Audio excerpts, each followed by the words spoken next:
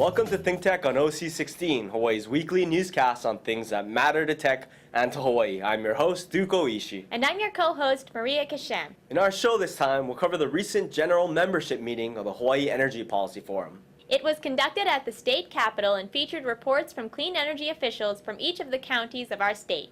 First, we had the opportunity to interview some of the attendees at the meeting. I'm working for Senator Brian Schatz here in his Honolulu office. In late December, he got on an airplane with the president, as a matter of fact, it was Air Force One in Bingo.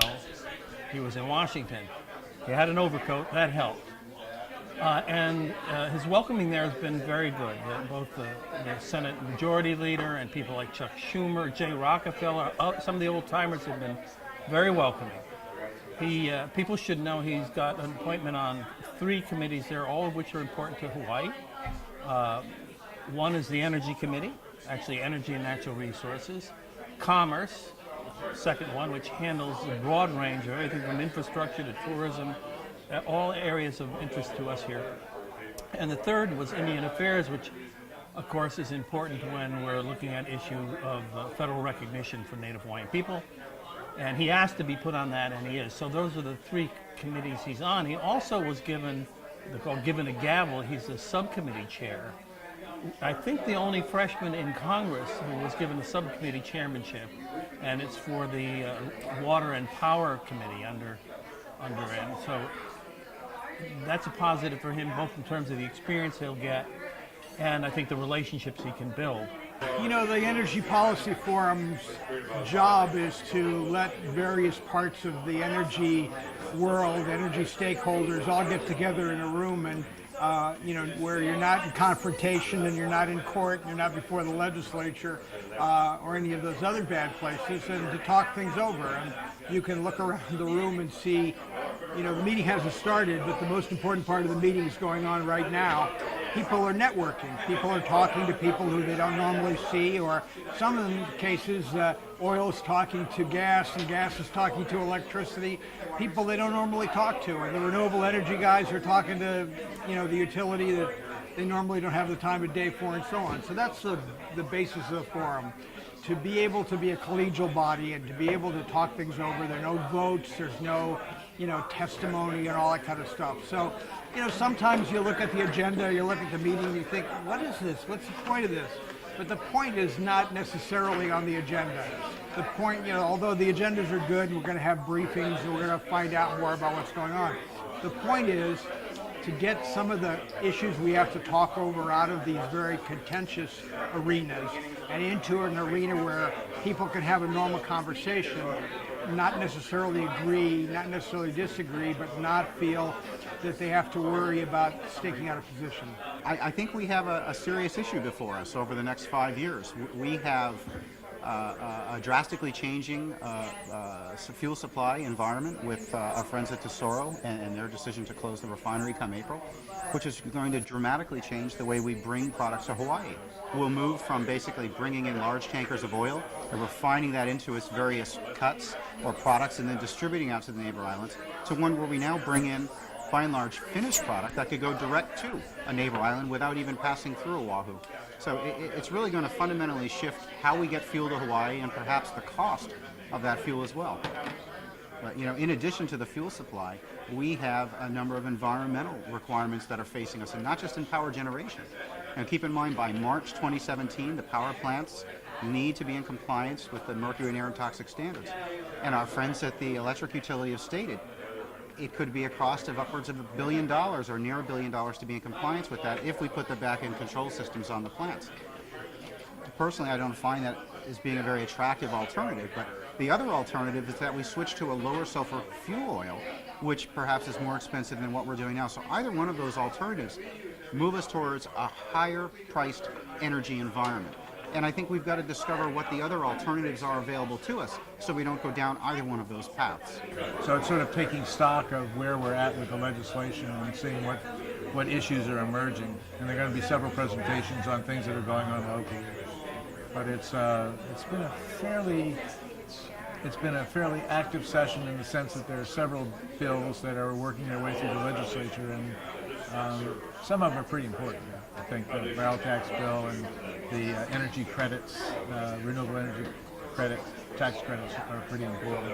And those are the kinds of things that have sort of pushed the whole effort along. And we don't, and there's a lot of concern about tax credits and whether they're a good thing or a bad thing. And the economists have got the view that tax credits are basically crutches for initiatives like this. And there are others who feel like if you really want to stimulate the movement toward renewable energy and energy efficiency, you have to provide incentives, because in fact oil is subsidized. Oil is subsidized a great deal, and by comparison a lot of renewables look less competitive price-wise. And if you're going to really level the playing field, and I don't know whether you want to wrap the U.S. Government defense budget into the cost of oil, but in effect it's propping up the oil industry. There's a lot of activity in photovoltaics, and the price points have finally come down. KUC has finally really figured out how to pull these deals together and do it to the best advantage of its co-op members. They're taking on some really aggressive engineering challenges, which I don't know enough about, but basically very high penetration PV. There's some hydro projects being looked at that the whole community is very much involved in and trying to figure out, does this make sense and where and how. Very sensitive projects, but I think now that we've slowed down and begun talking to each other, there's a real good chance that we could find some solutions there. Other things that are just really tremendous, that the County of Kauai is really looking at some very aggressive efficiency goals internally, and we have a significant culture change going on as far as how we think about energy and how we measure energy.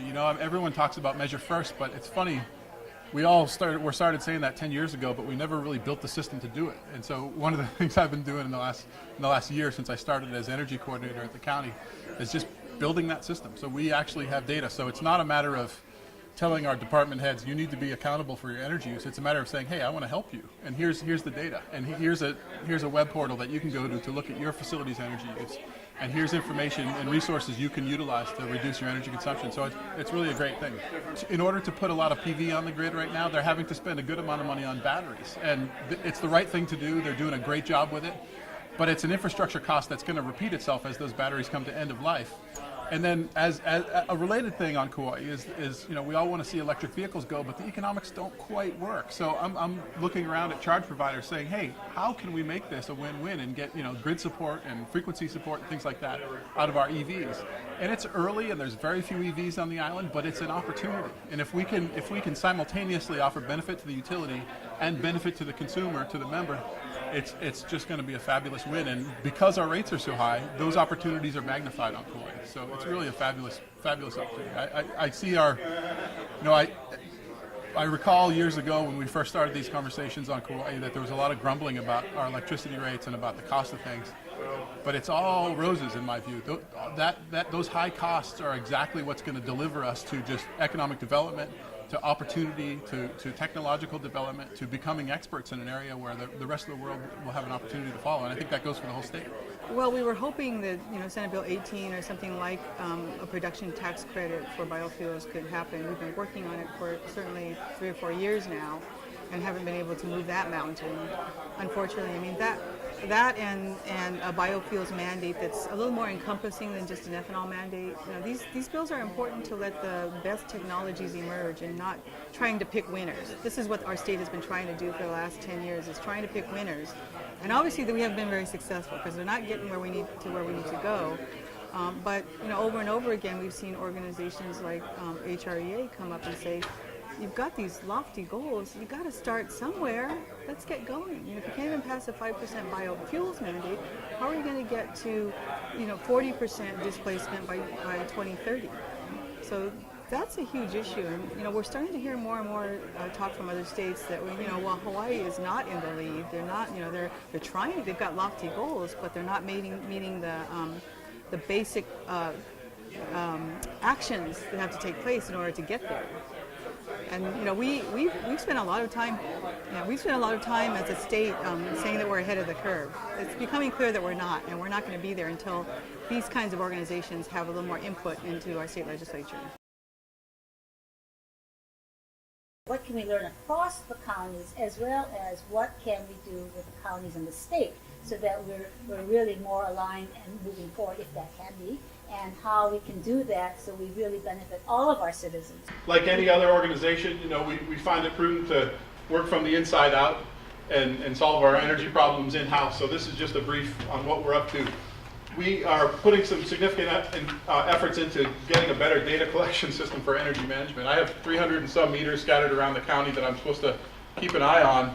And a couple of years ago, we used to get them in a stack of Xerox copies. And it was effectively useless data. KIUC has worked with us and got us up to last century, which is the Excel sheets. And now we've taken that and leveraged it into a cloud-based solution that we're just implementing now. And it's a simple, very simple tool, but it just allows us to look at, in visual format, what are our different accounts doing? And it's literally, instead of, everyone talks about being kind of punitive and saying these departments need to manage their energy better, but really it's just a leveraging tool. It's going to the department managers and saying, here's a resource so you can manage your energy better. And without this kind of a tool, it's really not reasonable for us to be asking them to do so. The other thing we try to do is coordinate as well as we can with the utility. A utility that's at 40% plus renewable generation, so we are looking at ways to make the system more efficient and more cost effective for everyone. And if you go to the next slide, you'll see a sequence of how we try to do projects. And we try to start with energy efficiency. And anything we can do with energy efficiency, we'll do that first. If we can do an on-site renewable generation system like we did with the West Hawaii Civic Center, which was built 2 years ago, we'll do it right on site and try to capture the excess energy into a battery system and use plug-in hybrid electric vehicles and try to get us close to a microgrid system without actually being a microgrid. We work with the utility on grid initiatives to get more PV on the system through the docket. And we're fortunate to have Natural Energy Lab just down the street. Our estimate right now is that Maui is about 30% renewable energy. That's measured based on how you measure it for the RPS. And that's great in one sense, but it also is a problem because we are really running into substantial curtailment issues on Maui.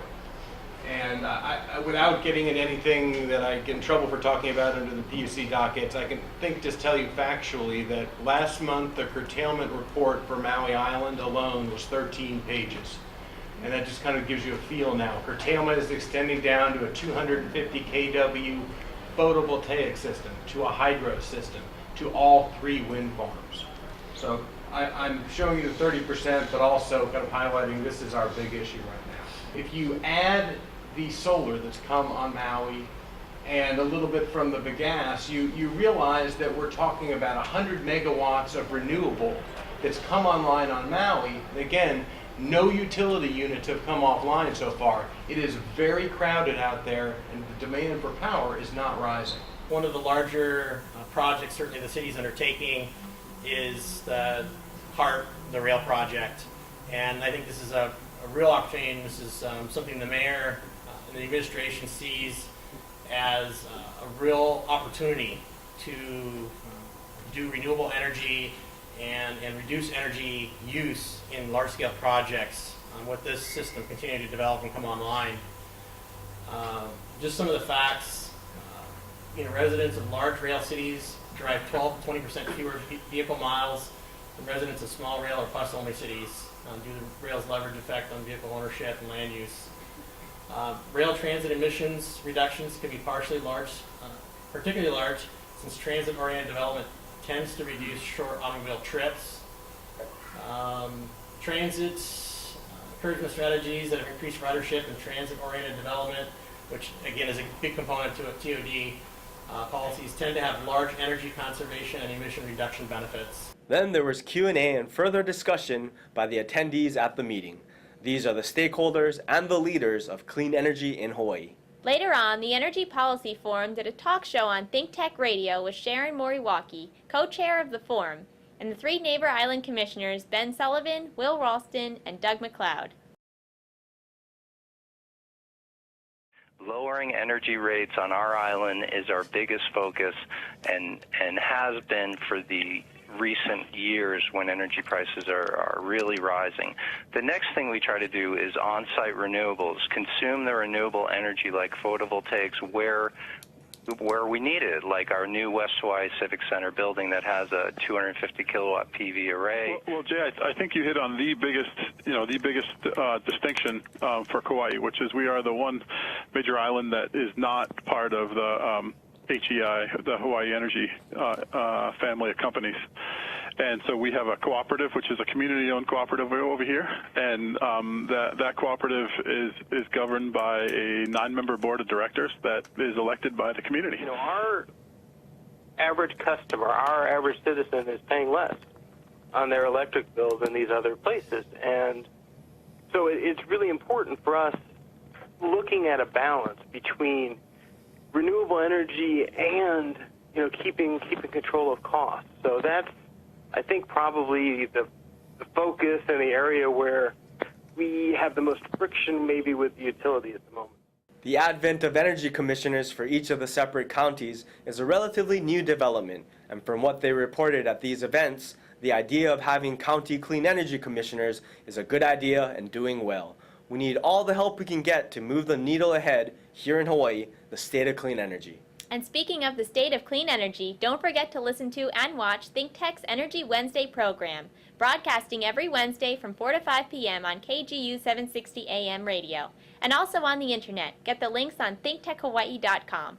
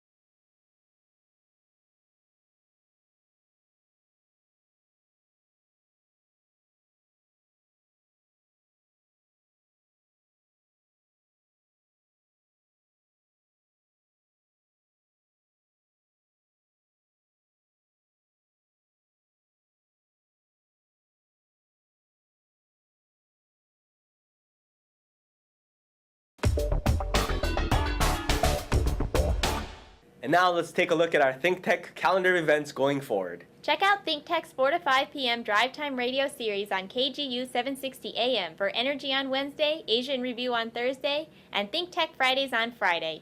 We also stream video and audio from our shows live on the internet. Visit thinktechhawaii.com for our live stream and YouTube links. Raise your awareness on ThinkTech Radio. On Thursday, May 23rd, the Hawaii Venture Capital Association and ThinkTech will present a luncheon panel program at the Plaza Club entitled 2013 Update on Housing in Hawaii, What We Can Do to Reduce the Costs.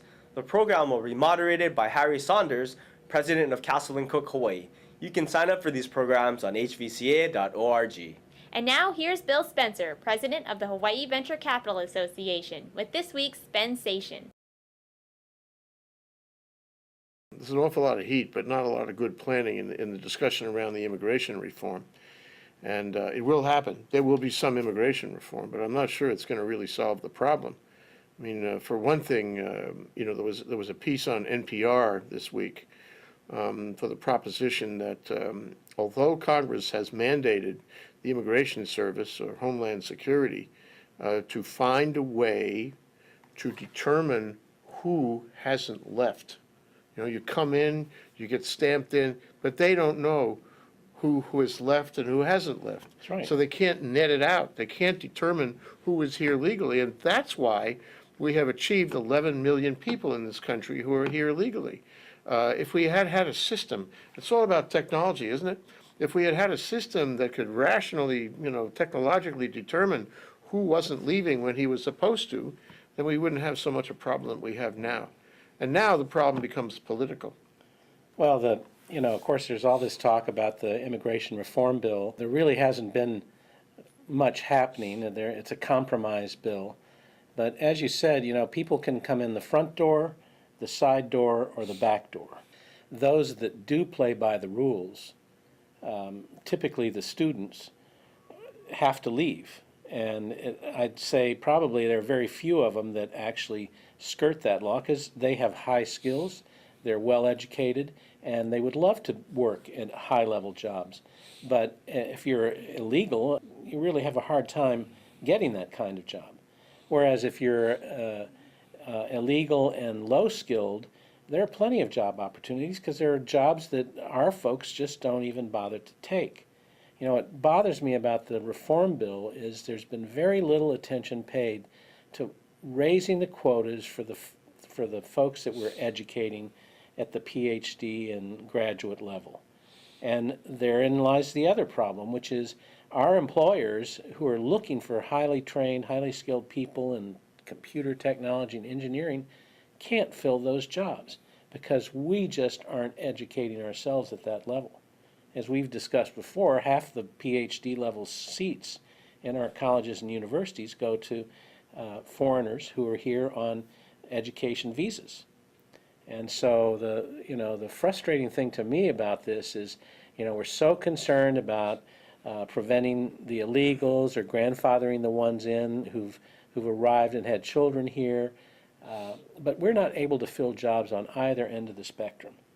And so it's a big mess. I am convinced that the Republicans are dead set against letting Obama have any wins in the legislature. Whether it's immigration reform or anything Gun else. control, you name it. They basically have adopted the position that we're not going to let him win anything, which means they're not going to compromise. It's almost a matter of policy by the Republicans. They won't admit it, but I've heard that congressmen and senators were called up and told, especially on the gun control, do not let him win. And I think that's a sign that our system is totally defunct if we can't cooperate and solve these big problems. So I'm not really hopeful that the immigration issue is going to be solved as well. We live in the 21st century. We live in a global village. We live where people, can cross boundaries so easily, one way or the other. In Europe, between Germany and France, you can't even tell where the border is. You drive your car, you really are unable to determine where the border is, and people cross the border all the time. And that's the coming thing, that's the 21st century. So that, you can get concerned that a lot of people are in the country illegal and they violated the law by coming here or staying here. At the same time, though, in order to solve this problem, we've got to ease these restrictions. It needs reform so that we can make use of the huge opportunities in human capital that are available to us. These people can make the country great, and reform is important, and the Republicans really have to see that. They've got to step up, Jay. Yeah. Thanks, Bill. Good discussion. Always nice to talk to you. And now here's Panos Papadouros of the College of Engineering at UH Manoa with a ThinkTech traffic report where he examines Honolulu's traffic congestion one intersection at a time. What I'm demonstrating you today here is the use of traffic simulation, and this is of course the animation part, of looking at the detailed operations of a signalized intersection. This one is an example from Honolulu. We are at the intersection of Vineyard Boulevard and Punch Bowl Street. For example, over here you can see the Queens Medical Center right here at the corner. And behind it is Miller Street. Now, as you see, the computer released the north-south traffic on Punch Bowl Boulevard. Traffic simulation is a very, very useful tool that we are using to assess the existing conditions and also quite inexpensively assess various conditions. For example, what if we made the left turns 2 lanes wide? What if we removed the left turns? What if we put a flyover or a mini tunnel? What if we change the timing of the intersection to give more green on the one side and less green on the other side? Well, all these things can be done quite inexpensively and very safely on the computer, and then collect statistics of operation, in other words, how well does it run, and then decide which scenario works best.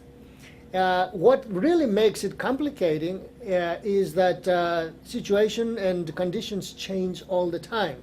So even when we do a simulation study, we have to repeat it many times, at a minimum of 3 times when we do this analysis. One is the morning peak, the second is the afternoon peak, and then we also have a midday approximation of how the volumes go. Because as you know, traffic changes in direction and when it's heavy and all by the time of day. So it can get like a lot of work, but it's good work because eventually you get the proper settings to run your intersections most efficiently, which means reduced travel time for travelers, reduced pollution, and reduced fuel consumption. Traffic simulation is the tool for win-win solutions, provided that the solutions we found on the computer are expeditiously installed in the field. Otherwise, we'll just have, pretty pictures and proud to have, good before-after results, but nothing in the field.